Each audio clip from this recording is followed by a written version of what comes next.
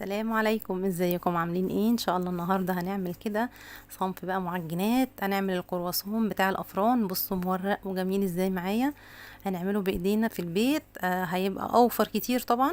وهنعمله يعني بحشوات مختلفة زي ما انتوا تحبوا، عايزين بالشوكولاتة، عايزين بالجبن، عايزين باي نوع حشوات هتحشوها. وطبعا اوفر كتير كتير من حاجات الافران. طبعا حاجات الافران عارفين ان كلها غليت دلوقتي ومش حلوه كمان زي اللي هنعملها بايدينا في البيت بالزبده البلدي كده. هتطلع زي ما انتم شايفين. بصوا مورق وجميل وتحفه جدا فعلا. الولاد عجبهم جدا. تعالوا نشوف الطريقه كده. زي ما انتم شايفين هنجيب البوله بتاعتنا ونجيب بيضايه واحده بس نظرا للظروف الاقتصاديه يعني. البيض غالي، هي بيضايه واحده كفايه قوي. وبعد كده معلقه من الخل، وكمان معلقه ونص من السكر، وكمان نحط عليهم بقى معلقه كبيره من الخميره. المعلقه تعادل يعني كيس خميره فوريه كده. وبعد كده رشة ملح كده بسيطة. هنقلبهم بقى المحتويات دي كده مع بعض. طبعا المج بتاعي اللي انا هحط بيه باقي المكونات هو مج واحد، يعني مج واحد للسوائل ومج واحد المج ده مثلا هعاير بيه الدقيق وهعاير بيه السوائل كمان. اول حاجة جبت مج منه كده ميه دافيه لو الجو بارد قوي، انما لو الجو كويس ميه عاديه. دي كانت ميه عاديه. وبعد كده ربع كوبايه من الزيت برضو. قلبناهم مع بعض كده. وبعد كده كنت محضرة كوبايتين ونص من الدقيق. حطيت اول كوبايتين كده، وبعد كده جبت نص مج التاني. انا كنت محضرة برضو مج تاني منهم بره كده عشان لو احتجت وانا بعجن العجينة ازود منه يعني.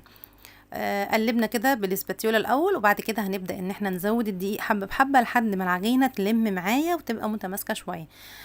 بصوا انا عماله بزود. طبعا هستعمل ايدي بعد كده علشان ادي بقى العجينه حقها كده في العجن. طبعا عايزين تاخدوا نتيجه كويسه من المعجنات يعني او المخبوزات اللي هنعملها في البيت.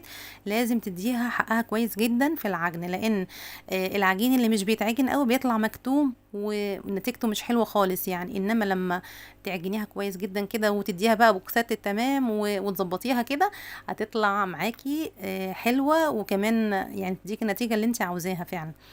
انا دلوقتي بلم العجينه وبحط بقى الدقيق حبه بحبه كده علشان تلم معايا زي ما انتوا شايفين كده. يعني انا يعتبر الوصفه دي خدت معايا 3 مجات ونص من الدقيق. بدأنا نعجن كده وبدأت ان انا الم العجينة. انا طبعا برضو مش عايزة العجينة تبقى ناشفة قوي معايا، لا انا عايزاها تبقى طرية برضو. بصوا زي ما انتم شايفين هي برضو لسه بتلزق شوية. هي حلوة كده جدا. حطيت بقى دهنة زيت كده في البولة ورجعتها تاني البولة علشان برضو ما تلزقش في الطبق بتاعي او البولة اللي انا بعجن فيها. وبعد كده غطيتها بالاسترتش علشان تخمر بقى في مكان دافي، ونسيبها حوالي ساعة كده. وبعد كده نفتح عليها. بصوا اهي خمرت معايا. طبعا هبدأ ان انا افضي بقى منها الهواء خالص اللي جواها، وابدأ ان انا المها كده على القرمة بتاعتي برضو زي ما انتم شايفين. وابدأ بقى ان انا اشكلها كور صغيرة على قد الكرواسون. هي طريقته حلوة جدا، هتعرفوا ان شاء الله هنعمله ازاي عشان يطلع مورق وجميل معانا.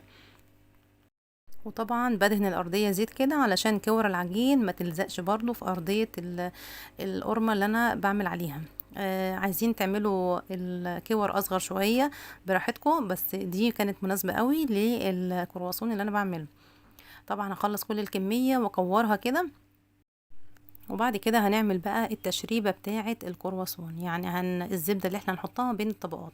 عندي 3 معالق زبدة بلدي كده، وعليهم معلقتين من النشا، وكمان معلقة صغيرة من البيكنج باودر زي ما انتوا شايفين كده. بس هي دي يعني الوصفة بتاعة التوريق. دي هتخلي لي الكرواسون مورق جدا من جوه وطري وجميل جدا. قلبناهم كده مع بعض. وبعد كده تعالوا بقى نشوف هنعمل ايه في كور العجين. طبعا كور العجين المطبخ طبعا الفرن شغال، فخلى كور العجين انها تخمر تاني بعد ما خمرت مرة اولانية. اول واحدة بدأنا ان احنا نفردها كده. طبعا كنت استعمل النشابة بس ما شاء الله العجين يعني طري جدا في ايديا، مش مستاهل خالص ان انا استعمل النشابة عشان افرد بيها. فردت بايديا كده. واول طبقة بدأنا ان احنا نحط عليها الزبدة كده او التشريبة اللي احنا عاملينها زي ما انتوا شايفين كده. وبعد كده عملت التانية برضو زي ما انتوا شايفين، وحطينا برضو الزبدة اللي احنا عاملينها مع بعض. دي تاني طبقة اهي. بنحط الطبقات فوق بعضها. وبعد كده تالت واحدة نفس النظام. حطينا برضو الزبدة كده. طبعا خدوا بالكم الزبدة اللي احنا بنحطها في النص دي اللي هتعمل لي طبقات للكرواسون وهتخليه هش وطري وجميل كده من جوه. بصوا بقى اخر واحدة، طبعا احنا عملنا 5 كده فوق بعض، اخر واحدة محطيناش عليها زبدة عشان هنفردها بايدينا عشان ما تتزحلقش مننا يعني.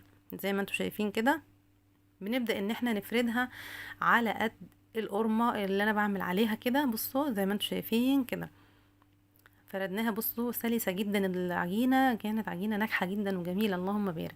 وطبعا الصاج دهناه كده زيت. اجيب بقى اي قطعة موجودة عندي، دي قطعة البيتزا بدأت ان انا اجيبها واعمل كده ايه سامبوكسات. اللي انا بلاقيها كبيرة شوية بقطعها. انتوا طبعا زي ما تحبوا يعني، عايزينها كبيرة تمام، عايزينها صغيرة براحتكم يعني. الاحجام دي راجعة عليكم انتوا. كان عندي بقى شوكولاتة نوتيلا، نبدأ ان احنا نحط كده.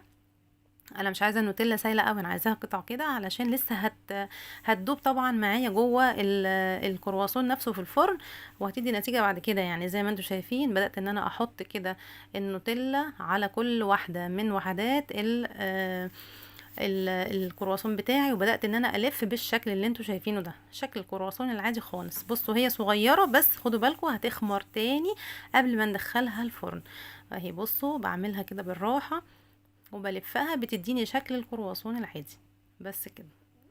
وبعد كده اخلص بقى كل الكمية اللي عندي. وطبعا كان عندي جبنة رومي، عملت برضو مرة تانية بالجبنة الرومي، يعني عملت نوعين، عملت نوع شوكولاتة ونوع جبنة رومي زي ما انتوا شايفين. بصوا بقى طبعا ال3 مجات ونص من الدقيق عملوا لي 3 صاجات زي ما انتوا شايفين كده. تعالوا بقى نعمل اللون الحلو بتاع الوش بتاع الكرواسون. طبعا انا اخدت صفار بيضايه بس ده اللي هحتاجه، وحطيت عليه شويه فانيليا صغيرين كده، وبالفرشه بقى وعلى وش الكرواسون بتاعي عشان ياخد لون جميل تحت الايه الشوايه. طبعا بعد ما يستوي حوالي كده ايه تلت ساعه في الفرن يعني. بس هندهن كل الوش كده بصفار البيض وندخل على الفرن على طول، وهيطلع من الفرن. بصوا لونه اللهم بارك. طبعا هو مش محتاج تلميع، بس انا لمعته برضو بفرشه كده ايه زبده بلدي كده من على الوش علشان يديني لمعه احلى كمان. وبصوا من الظهر اللهم بارك مستوي تمام اهو. ده الكرواسون اللي محشي جبنه رومي اهو. بصوا مورق ازاي اللهم بارك وجميل من جوه وطري. فعلا نتيجته كانت مبهره، وكانت يعني حاجه فعلا الواحد حس انه عمل انجاز جامد جدا لما عمله يعني، تحفه اللهم بارك. وده كان النوتيلا. بصوا سايحه ازاي من جوه وطعمها رائع، حاجة كده خطيرة. وفعلا كانت حماتي عندي في اليوم ده قالت لي شاطرة يا أميرة، ايه الجمال اللي انت عاملاه ده. ودي كانت وصفتنا النهاردة، أتمنى تكون عجبتكم، واشوفكم إن شاء الله على خير في الفيديو اللي جاي، والسلام عليكم.